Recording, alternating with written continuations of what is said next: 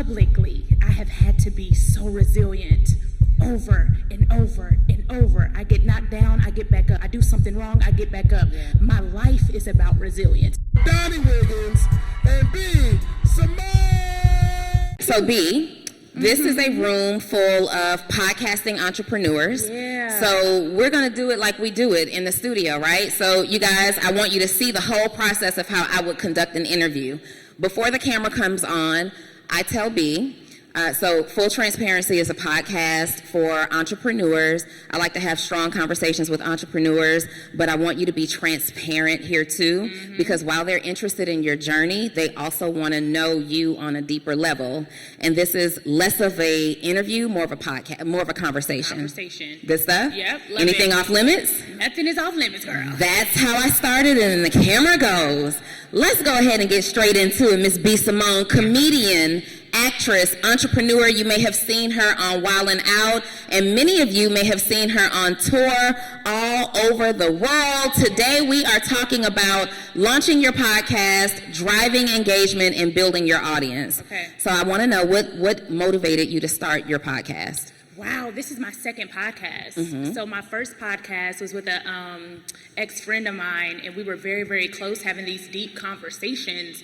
And I was like, people need to hear this. Like, nobody is having conversations like this in our world publicly. So we started that podcast. It didn't work out. I resigned from that podcast September. So, oh my God, it's about to be a year now. Almost a year. Wow. And I never wanted to podcast again, y'all. I was like, I am not podcasting. It did not work. I'm going to focus on comedy and stand-up and acting, and I did a fast. In the 14th day of my fast, God gave me my podcast, Let's Try This Again. Let's try this again. Give it up for Let's Try This Again.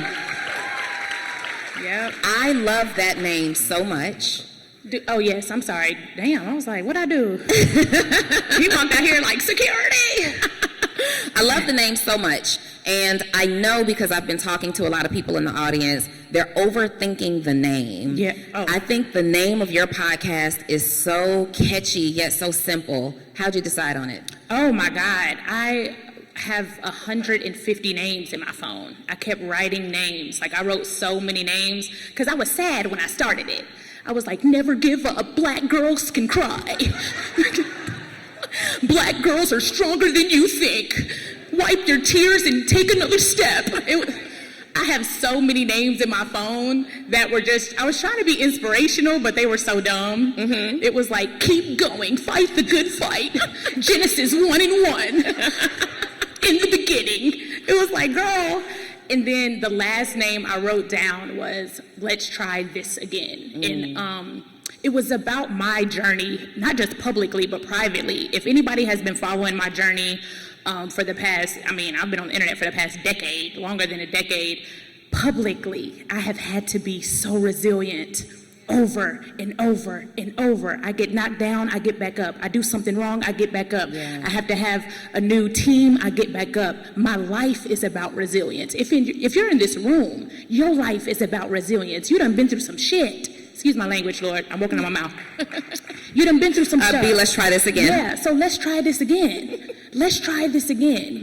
Let's pivot. Let's figure it out and do it the right way with God involved in every step from the beginning. So it was just a title that just defined my career, resilience. And that's our theme. Resilience has never looked so good because I'm going to get up. I'm going to do it again over and over until I get it right. So let's try this again. Let's try this again. Yeah. When you created the concept for Let's Try This Again, did you already have an audience in mind, or were you thinking like, you know what, I'm just going to live my life out loud and attract whatever audience wants to hear this? It was the second. I was just like, whoever is on this wave, whoever is with me now, I'm just going to talk, and whoever can resonate with what I'm talking about in this season will find me. I wasn't looking for a specific audience. Granted, I already have a community that supports me, but I was just telling my journey. In whatever season I'm in, y'all, that's who you're gonna get on the internet.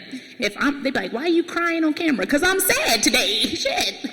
I'm sad today. Y'all not gonna get glitters and rainbows when I'm literally in my home sad today. So I have built a platform on being vulnerable and being transparent. That's what's gotten me to this point. So I do talk about my depression. I talk about my anxiety. Then I talk about my wins. I talk about my excitement. I talk about how I had to fight through my darkest days and now I have joy. I talk about who I am in every season. And I think that's why people can relate to me, because it's not all good all the time.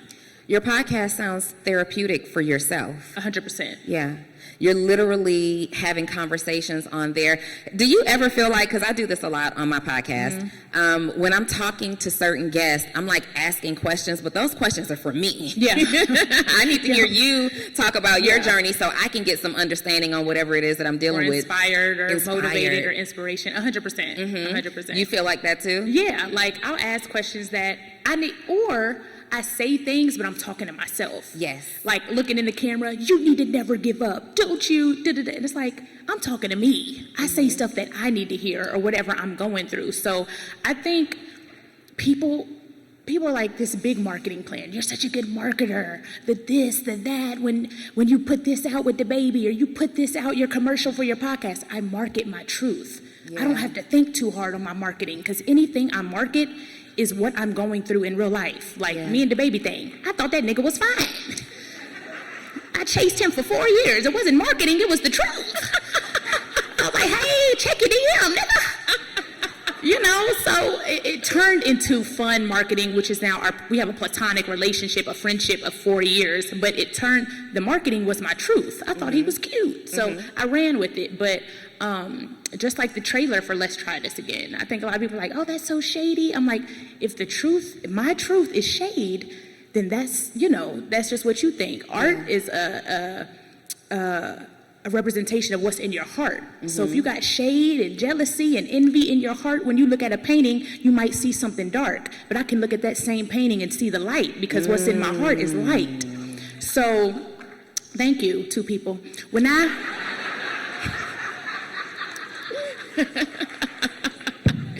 y'all feel free to interact. Come on, two? Right.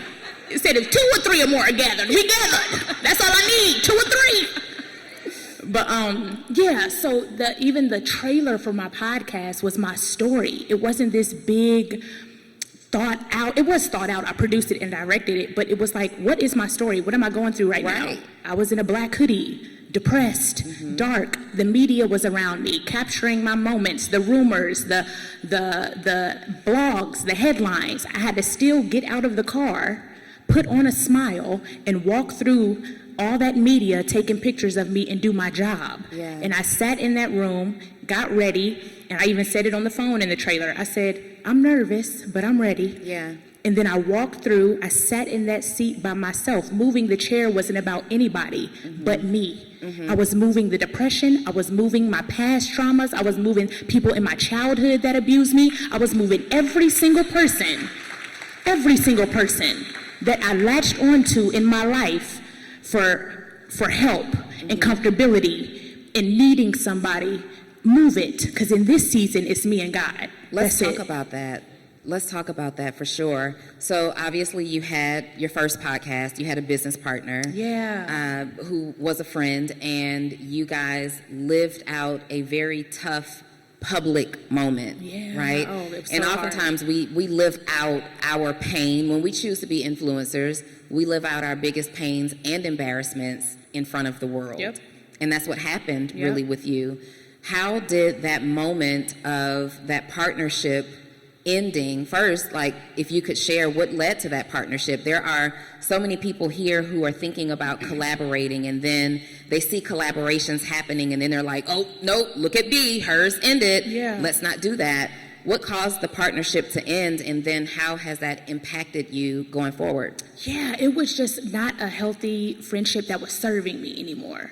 And that season, man, we did some phenomenal things. I believe we changed the game. I believe we made the impact God called us to make, and our two journeys are totally separate. We have two different audiences. We express our love for Christ in a different way. And I think there's an audience for her and there's an audience for me. And at the time I walked away, it was just time for those audiences to be separated. You know, there's millions of people that will never hear about Jesus Christ in a church because they're not walking into a church, but they're on my podcast. And there's millions of people that will never support a B Simone, but they listen to her podcast. Our audiences are separate. And at that time I walked away, oh my God. We had millions of dollars on the table. I had to call an agent, one of the top 5 agencies in the world, and have a call with them and say, I am resigning. I had to walk. A lot of people didn't have jobs because I decided to walk away. It wasn't an impulsive decision. It wasn't an emotional decision. It was a well thought out praying and fasting and making sure this was the right decision. I'm so proud of my decision. Let me look in the camera. I'm so proud of you, Braylon. I'm so proud of my decision. I made the right decision for not just myself, everybody involved. It wasn't right. And it was time to separate. We did what we needed to do in the culture. We brought a lot of people to God, you know, and we helped a lot of people with our relationship, but it was time to separate. Yeah. I love that you honor what that relationship meant in that moment and the things that you ladies were able to do. Let's talk about the audience, though. Because you came back with Let's Try This Again, and it's like you never skipped a beat. You have what I would consider a cult-like following. The people, she does. Well, all right? Don't worship me now. And what I mean by that is the people who are for you make it clear. You can do no wrong in their eyes. Whatever you launch, they're going to buy. Whatever you do, they're showing up for. They're at your shows. And it was no different with the relaunch of the launch of your second podcast. What are some of your strategies to build such a strong community? Jesus. I think, you know, right now in this season, I'm like, I have such a big community, and I'm trying to reach the people that have no idea who I am. There's millions of people that have no idea who B Simone is. Let's tap into that audience. Let's more. Hold on. Focus on the people that you do have and feed them, and they'll do the work for you. They will do it for you. They'll do the word of mouth. They'll send it to their friends. You don't have to overwork to get more eyes on you when you feed the community you have. If there's 5 people that are following you, what do those 5 people want? What do they want? Bring those 5 people value. I promise, if each of them bring 1, we just double it. If each of them bring 1, we doubled it. So focus on the community that you do have and how do you bring them value. For me, my value is my truth. I have to be honest. I have to be truthful. Even if it sounds crazy sometimes. I did a whole episode on almost breaking my celibacy. Oh, wait. Have you broken it yet? I didn't break it. Not yet. Okay. Don't say yet. I'm not breaking it. Okay. Now, is it like a 90-day challenge? No, I am almost 18 months in. Wow. Give it up for that. Stop clapping.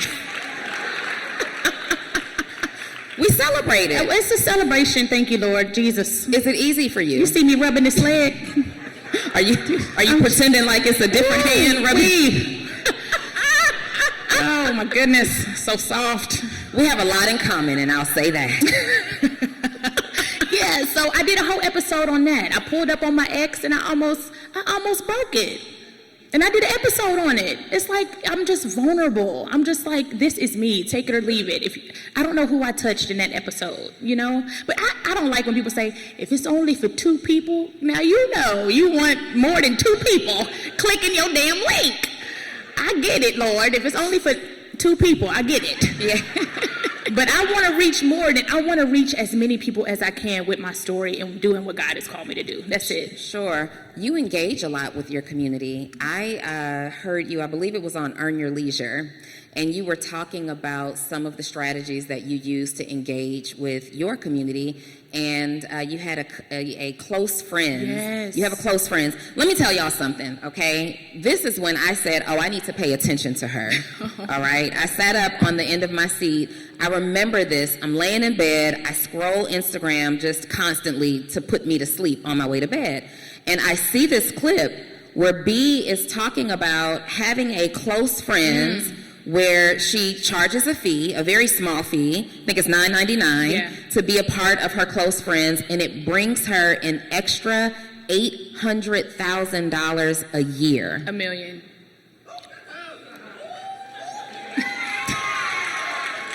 I actually ended it though, even with those numbers. You ended it. Mm-hmm. Okay, first, tell us how you built that, and then bring me back to why you ended it.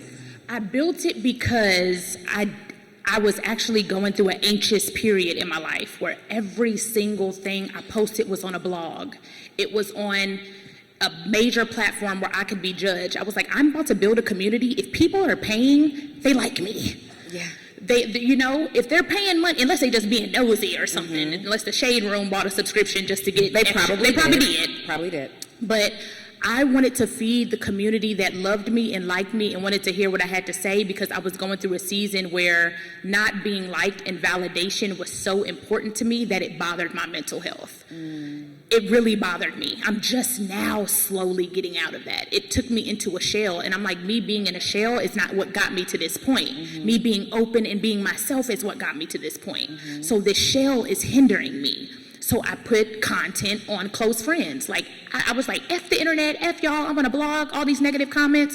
If you love me, you can pay. Other than that, whatever's out, y'all can get free content there. So I started a close friends community.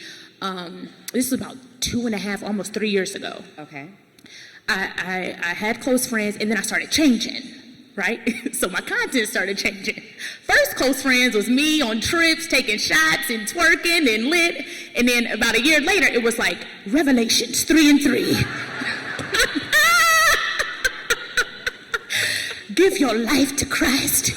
They were like, Mitch, this ain't what I signed up for, ho. Show me some ass. I was like, So, were you showing ass? You know what's funny? I wasn't posting anything on close friends that I wouldn't want to be leaked, because you just never know, right? Sure. So I was definitely having fun, turning up, but it was not OnlyFans. It was a community where I felt safe, but I was a different person when I started close friends. Okay. So it was very different content. Basically, we missed out, y'all. We missed out. Y'all missed out. Y'all missed out.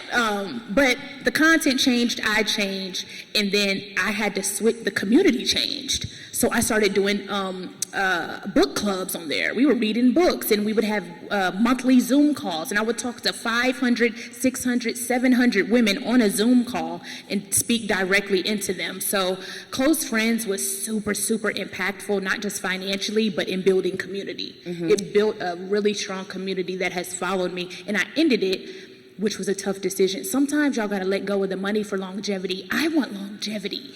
I want longevity. Close friends ain't gonna be, okay, I'm like, what's the next thing? That ain't gonna be a thing in 10 years. Yeah. What is gonna be, how can I have my community with me in a decade, right? So I ended Close Friends because now I'm working on a community that I will have all access to and I will have ownership of. So I'm moving them there, but I had to let go of that financially. $1 million? No, we're building $1 billion brand over here. So I had to take the loss now to really move my community so I can have ownership. Don't miss that. You have so much going on. You have people who are following you on tour. You had people following you on Close Friends. You get so much engagement on social media. And then if you go to her podcast on YouTube, you will see that she's getting hundreds of thousands of views there. What's your strategy, if any, to make sure that people are showing up on all of your platforms and taking time to look at your long-form content, which is your podcast? You know what's crazy? I'm super, super, super hands-on with the marketing. I run all my socials. I can't let that go yet. I do delegate, but for me, I know marketing and captions and hashtags so well that I'm like, I have to do it. Down to the ... to the sentence, to the emoji. I'm very particular with that. Okay. I think short-form content, the long-form content is really for that community. That's why building community is so important, because watching an hour of something, you really gotta love it. You know, some of my reels, my 30-second reels, they do millions of views when a podcast episode might have 50,000.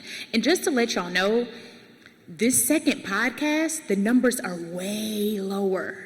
than my first podcast on YouTube. Audio is pretty good, but YouTube numbers are way lower. I still, with 6 million followers, with this massive platform, I still have to work. Yes. I still have to have, consistency with the content. Like, it's not just like 1 million out the gate on every episode. No, some episodes are very low, but I like them. I like this episode. I'm like, I dropped some gems in that episode, So I think the reels are so important. What you're chopping up is so important to lead people to that. The short form content is so important. If I post it on Instagram, then I post it on TikTok, then I post it on Facebook, then I post it on YouTube Short. I post it on every single platform every time I post. Did y'all hear that part, though? Are we doing that work? Are Every we willing to platform. do that work? B said not only is she responsible for her own social media marketing, she is not skipping the steps. You couldn't skip any steps. No. And you're showing up on every single platform. How do you choose what platforms you show up on?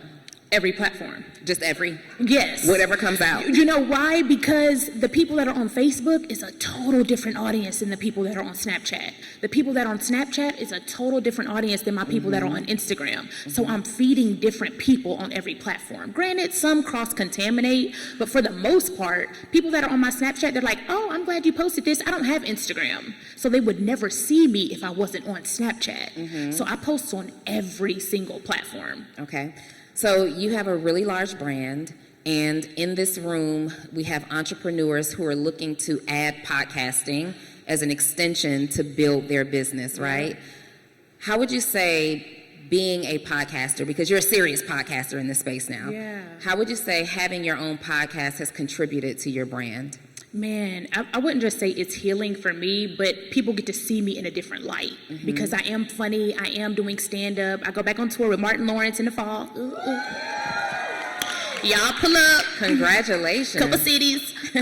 So I'm doing stand-up and I'm on tour doing comedy, but me podcasting, I still have my comedic timing in there because that's just my personality. I'm goofy and funny and fun, but they get to see a more deeper, vulnerable side that you wouldn't see doing comedy or even in a movie because I'm playing a character. My podcast to me is a total different side of me where I get deeper with my audience on things that I might not talk about on Instagram. I still talk about it, but not in depth, not an hour conversation about my childhood trauma, So yeah, I think it's a deeper, different side. Do you ever second guess episodes that you put out?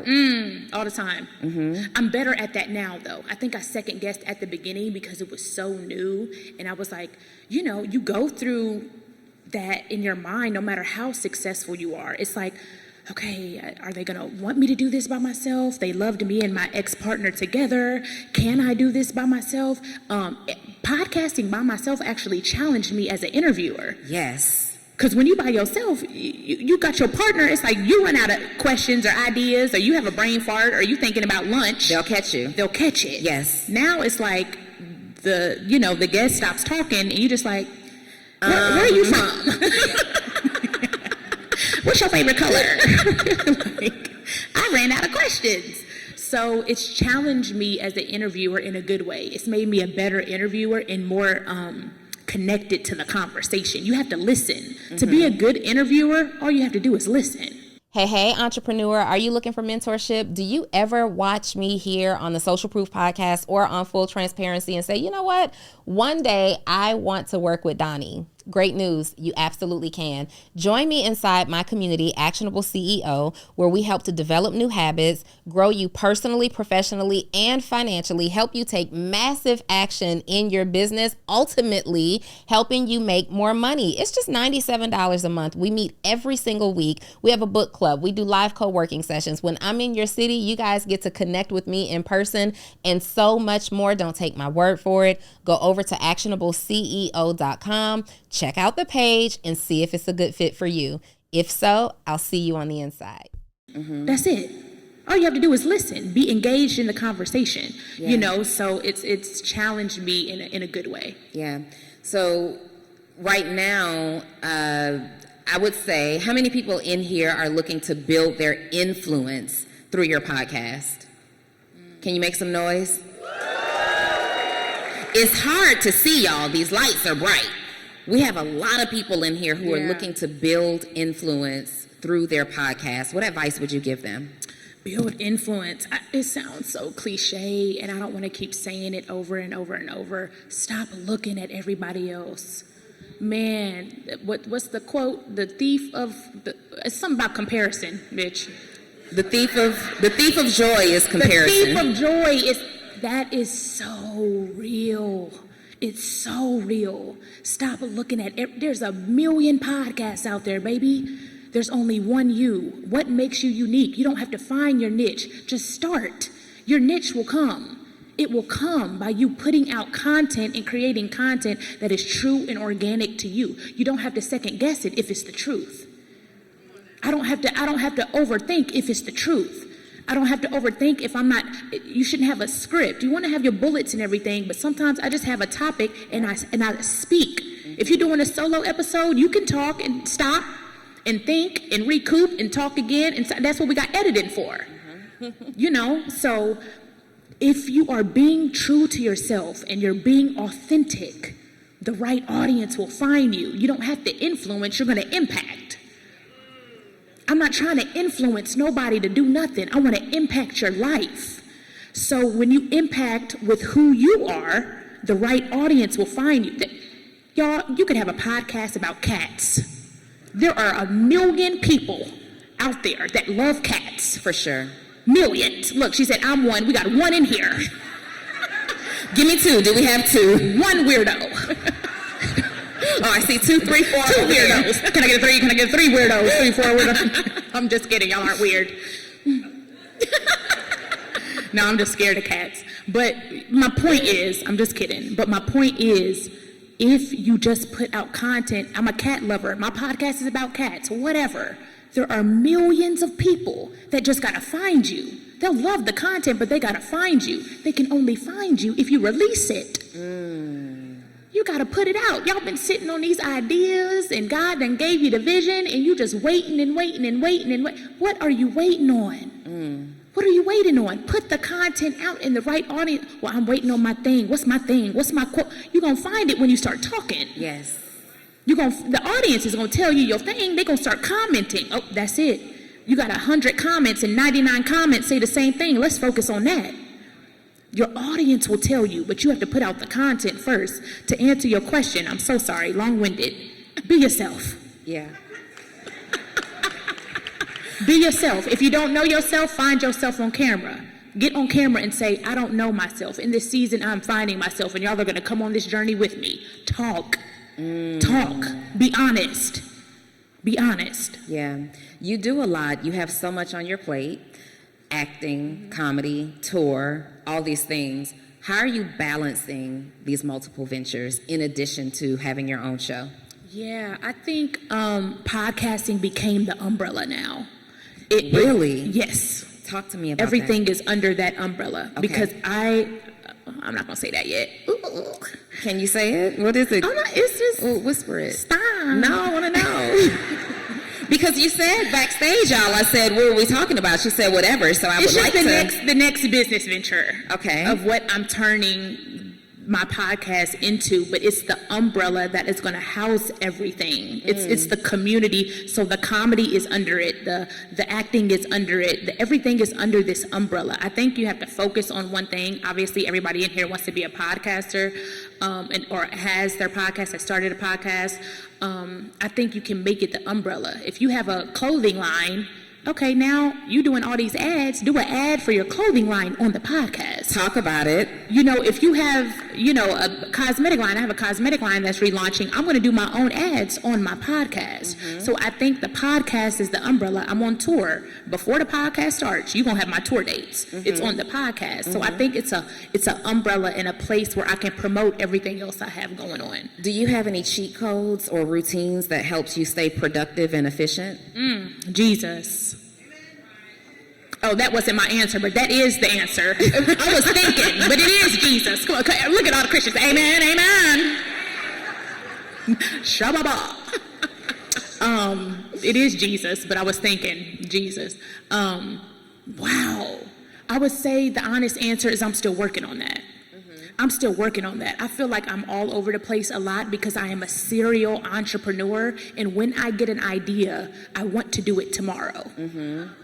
I want to do it now. I'm Right like, now. Literally, I launched the podcast 2 weeks. 2 weeks. Granted, I had done it before, and I have the financial means and resources to do it. Everybody doesn't have that. You can still do it, though. It's just going to be a different way. Don't let that, I don't want to hear nothing about no finances, no support, no nothing. Baby, they ain't going to support you this season. Next. I don't have them. Next. You got an iPhone. I don't want to hear nothing about no audio. Next. Everybody's waiting for it to be perfect before they start, and you're going to miss the window. You're going to miss it. Because in a minute, it's going to be the next thing. You better catch it while it's hot. Get on this podcasting train, because guess what? Everybody ain't going to last. The cream going to rise to the top, and the people that are really about it are going to stay. So start now. But I'm working on that. I'm a serial entrepreneur, so what got me to take a step back was Beyonce. I watched her Renaissance documentary just for inspiration. Everything. And she took 4 years to do a tour, to prepare for a tour. And I was like, yo, like all these ideas you have, do it the right way if it's going to take some time. You know, like it's okay, like to wait a second. So I'm working on not just putting every single idea out at once and focusing on one idea that's, like I said, the umbrella that can make all the other ideas come together and work. Yeah. That said, what do you wish you knew before you started podcasting? What do I wish I knew before I started? I'm not saying that. You say it. You got to say something. Do it solo.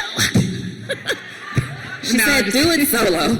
Do it by yourself. No, yeah. David, I am not agreeing to that.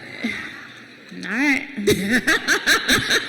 No. Partnership is phenomenal. Yeah. You're always going to need a partner. You're in something. Whether it's behind the scenes, I have a great team. I have partners still to this day. But I will say something that I wish I knew. Not acting. A good idea is not a God idea. My pastor says that all the time. A good idea is not a God idea. The enemy is not presenting anything that looks like shit. He's making it look so good.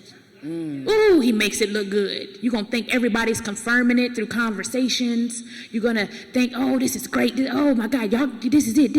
A good idea is not a God idea.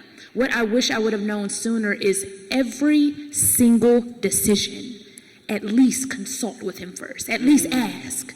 You're so scared to ask because sometimes you already know the answer. It's no. Yeah. I didn't. If I had a great idea, I just ran with it. I'm like, we got to be from God. Yeah. No. The enemy makes stuff look great. You know, so a good idea is not a God idea. Every single step. Me and my sis, we went to LA last week. Before I got on that, I got invited to the BET Awards. I got to present. I've never presented on that. Before we went, I asked God, do you want me to go? It sounds like a great idea. Is that where I'm supposed to be? And granted, I was there, killed it, but, you know, every single decision, every step, is this my videographer? Is this my photographer? You don't know who behind that camera, just wanting to be in front of it. Yeah. Every single episode, they got jealousy and envy behind all that energy on my set.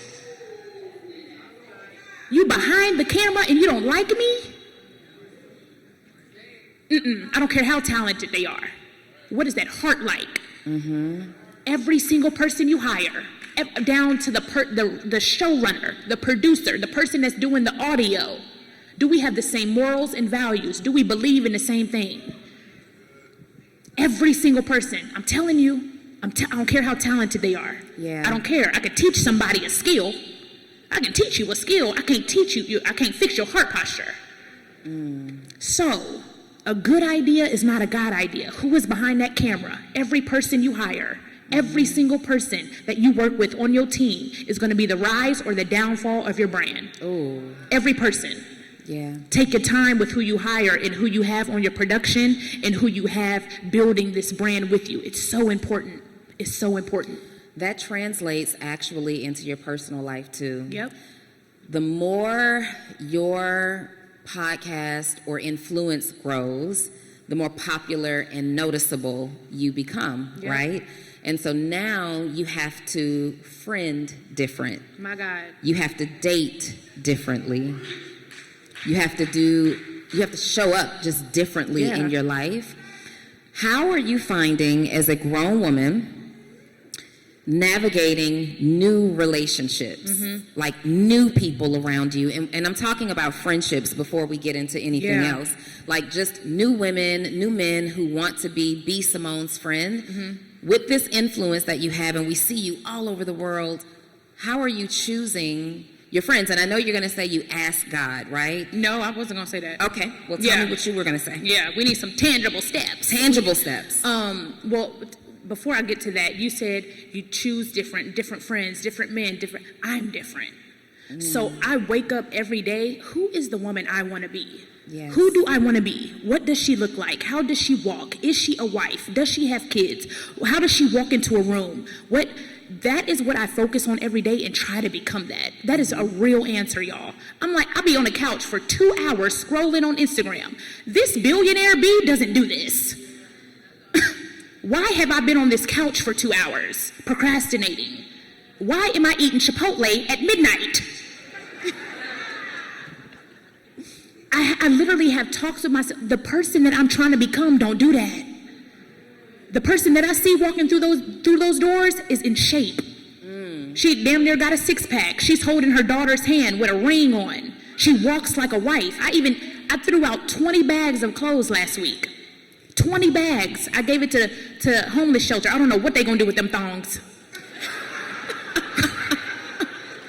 I don't know what they gonna do with that lingerie.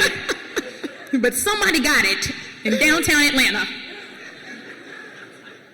But I threw it out because I no longer want to dress like that. I want to be addressed. I want to look like the woman I'm trying to become. I cleaned out my home. I threw away shoes and hoodies, and I'm like, I don't dress like that anymore. So who is this person you want to become? How does that person, who do they date? Are they dating the man you're running around with now? No. Are the friends you with now, does that person have those type of friends? No. So if it doesn't align with the person you truly see yourself being, they gotta go. And everything doesn't have to be, I'm not your friend no more. You just don't have the same access to me. We still cool. For sure. It's that part for me. We still cool, girl. What's up? We gotta go wrap it up. We still cool, but no, you don't got the same access. We ain't cuddling and we ain't sleeping over. What I was gonna say was, you missed a good sermon last week. You may have seen it online. We attend the same church, and Pastor Darius Daniels said, come on, shout out Change Church. Pastor Darius Daniels said, when a relationship ends, whether it's friendship or romantic, learn how to just move along in peace. It's simple. You don't always have to say, this person wronged me, did this to me, and tell everybody your side of the story. You just move on. Be quiet. You just be quiet, be right? Quiet. And you talked a lot about that in what you just said here. I want to know too, though, how do you prefer to be approached? Like, if someone says, me and you, right? We're newly establishing a relationship, and I looked at you and said, wow, this is a person that I could be friends with, and I believe you had a similar experience. If there's someone who says, you know what, I think B could be my friend. That's my next best friend. How do you want someone to approach you? I want it to be a natural evolution. We ain't gotta, hey girl, like, naturally, let's have a conversation. I like natural, organic relationships. It needs to be natural and organic. We ain't got a plan to be besties. Right. You know, if we naturally get along and we naturally feel like we can hang out and we have stuff in common and our energies are on the same vibration, it'll happen naturally. We don't have to force anything. There's been numerous people I've met that have, you know, status and this, and I'm like, I would never hang out with you again. Okay. Ever. Yeah. Because the person that you are becoming wouldn't hang out with that person. 100%. 100%. It just, or it didn't feel right. Or I felt like I couldn't be my full self. Or I felt, get off me. Get that spirit off. No, I'm not shrinking myself no more. I did it for so long. I did it. I know that feeling. And you know why? That's why you have anxiety. You don't have anxiety because you ain't got no friends. You have anxiety because you're around the wrong friends and you can't be yourself. Lord. You have anxiety and depression because you walk into a room and you can't be your true, authentic self because nobody is comfortable with your light. I'm telling you, do not shrink who God called you to be. And whatever your gift is, everybody in this room has a gift. What is your gift? You let that gift show, whether it's behind the camera, in front of the camera, whether it's operations, management, you have a gift. Use that gift and don't let anybody take it from you. I'm telling you, I did it for years, pushing everybody else. Oh, it's okay, you can too, you can. But now, I thought I was gonna make your darkness lighter, but you're making me dark. Making me dark. Now I'm walking into a room anxious and nervous and weird. No, get off me, Satan. I rebuke that in the name of Jesus. You hear me? Don't dim your light. Don't dim your light. Don't dim it. Yeah. People think, though, that because you have the status that you have the success that you've had, you hurt differently. Ooh-wee. You hurt differently. And they don't recognize how difficult it is to literally live that pain in front of other people. Oh, it's so hard. It's so hard. Yeah, it's really hard to live that pain because what we see is what you choose to put out, right? But privately, you're dealing with these things very differently. What's your process to overcoming hurt? Yeah, I'm still going through a season. I'm much better. It was like a 10, now it's like a 3, where I truly, truly, truly cared about other people's validation. I want everybody to like me and see me. Look, no, I didn't mean it like that. No, no, I'm a good person. No, why don't you think that? You could say I'm not funny. You could say I'm not cute. You could say her wig tilted. I don't care about that. When you question my character, that bothers me. It bothers me because I am truly doing the work in my solitude of being a good person. I'm trying, right? My intent is always pure. Everybody's not going to see that. We know man sees exterior, God sees the heart. We know that. So, with that being said, I changed my focus. You trying to make everybody, first of all, you people pleasing and they still don't like your ass. You doing all this and they still don't like you. Yeah. So your plan ain't working, number one. Number two, we only have an audience of 1. I'm serious. When you change your perspective, instead of horizontal, you take it vertically. When you change your perspective, I move now, I don't care how it makes you feel. If God said it, I'm moving. If he said no, it's no. If it's, I change my perspective, and it's slowly taking me out of the yearning. I yearn for it, y'all. I yearn to be liked by everybody. I yearn for the validation from the internet. It was an addiction. And I'm still getting out of that addiction. I want to be liked by everybody. It's not realistic. When did you recognize that about yourself? What was the event? When I started getting bashed on the internet. It bothered me. Oh, it bothered me. It took me into it. I was like, why am I crying over Twitter? This is crazy. But it's like, no, I want people to like me. And I think that's a natural human feeling, but mine was to the extent of depression and people questioning my character. And if I built my audience on vulnerability and y'all don't trust me, I don't have an audience. You know, so it bothered me. It didn't only affect me financially, mentally, physically, and I'm getting out of that. The people that are for me will be for me, and if you don't get it, baby, you don't get it. You know. I resonate with that a lot, B, because we've had our share of attacks online. Man. And I don't care what people say for the most part. Okay. But when it comes to the attack on my character, I'm like, y'all, I'm just a business coach. All I want to do is help entrepreneurs win. How do you find something flawed in me? And it's a really, really hard thing to deal with. But what keeps you going? Fulfillment. What I do fulfills me.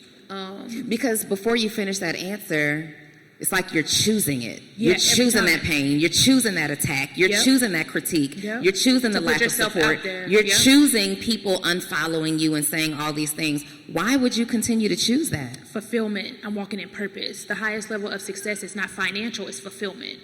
If you are not fulfilled, you always, there's nothing to fight for. I know I'm walking in purpose. The people, it's only 2%, 1% anyway. The 98% of people that, the emails, we just talked about that, the messages, the testimonies, I left my abusive boyfriend because of your story. I did this, I did that. I opened up my Bible for the first time. I cut whatever it was that I planted the seed for you to change your life and changing mine too. I can't just say, I'm doing this for everybody else. This is my virtual diary. It is. It's a virtual diary of me getting out my emotion. It's like therapy for me, and connecting with people that have the same view and feelings as me.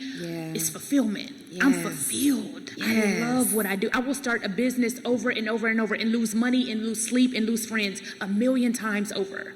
Every time. I love what I do. If you're not fulfilled, you're not gonna last. Are y'all getting this? Let me tell you what. Let me tell you what stands out to me about this conversation as we wrap up.